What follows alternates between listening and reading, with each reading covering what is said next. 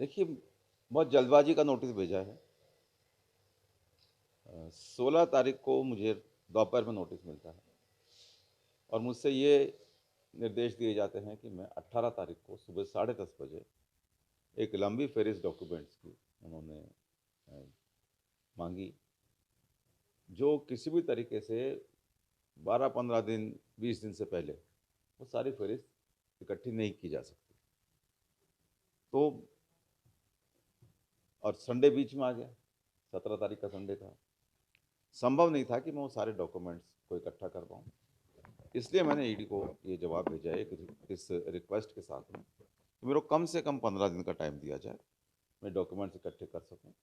क्योंकि बिना डॉक्यूमेंट जाऊँगा तो भी कोई जाने का अर्थ नहीं है। तो ये मैंने उनको लेटर भेजा है, ये प्रक्रिया का भी हिस्सा है कि जब कोई ऐसा व्यक्ति जिसको नोटिस भेजा जाता है, वो किसी भी कारण से आने की स्थिति में नहीं है, तो 2-3-4 बार कम से कम उसको टाइम दिया जाता है। मैं अपेक्षा करता हूँ ईडी से कि मैंने जो टाइम माँगा है, कम से कम उतना टाइम तो ईडी मुझे देगी। इसका जवाब तो आप ही दे सकते हो। अटकलें भी आपने लगाई, कमज़ोर रहेंगी, ताकतवर रहेंगी, ये भी आप ही बताओगे।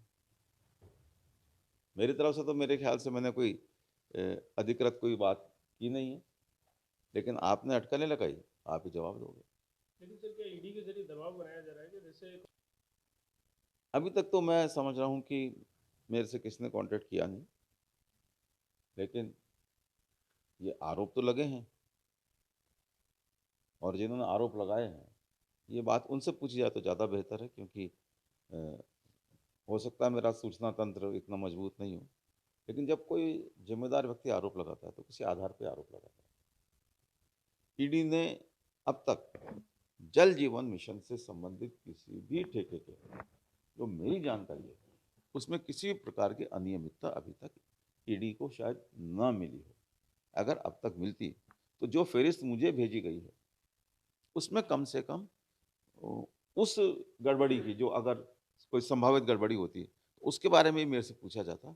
मेरे से मुझे जो फ़हरिस्त भेजी है, उसमें मेरे विभाग से संबंधित किसी भी ठेके का कोई ज़िक्र नहीं है।